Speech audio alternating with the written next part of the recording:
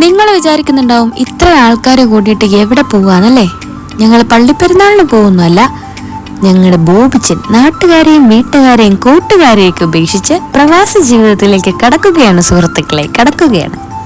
ഇത്ര ആൾക്കാർ അവനെ യാത്രയാക്കാൻ വരണമെങ്കിൽ അവനൊരു സാധാരണക്കാരനാണെന്ന് നിങ്ങൾക്ക് തോന്നുന്നുണ്ടോ? ഇല്ല. ബോബി വീട്ടിൽ നിന്ന് ഇറങ്ങാൻ നേരം കൂട്ടക്കരച്ചിലും സങ്കടവും. ഞാൻ ഇറങ്ങാൻ നേരം പോലും ഇത്ര ആൾക്കാരും വന്നില്ല, ഇത്ര ആൾക്കാർ കരഞ്ഞുമില്ല. പാവമണിയമ്മ ബോബിയെ പിരിയുന്ന സങ്കടത്തിൽ ഒരു ദിവസത്തെ ആഹാരം പോലും കഴിച്ചില്ല എന്നാണ് അറിയാൻ സാധിച്ചത്. അങ്ങനെ ഫൈനലി നമ്മൾ എല്ലാവരോടും യാത്രയൊക്കെ പറഞ്ഞ് ഞങ്ങൾ എയർപോർട്ടിലോട്ടുള്ള യാത്രയിലാണ്.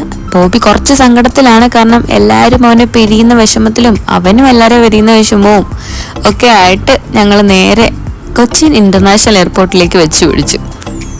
7:20 നമ്മുടെ ഫ്ലൈറ്റ്. പക്ഷെ നമ്മൾ 4 മണിക്ക് മുന്നേ അവിടെ എത്തിയത് കൊണ്ട് പുറത്തുനിന്ന് ചായയൊക്കെ കുടിച്ചിട്ട് പയ്യാണ് എയർപോർട്ടിലോട്ട് കയറിയത്.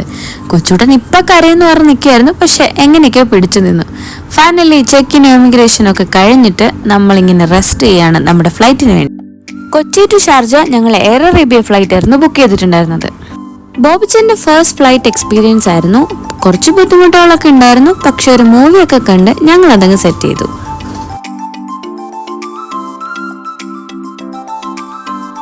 അങ്ങനെ 4 മണിക്കൂറത്തെ ഫ്ലൈറ്റിന് ശേഷം നമ്മൾ UAE എത്തിയിരിക്കുകയാണ് ഗൈസ്.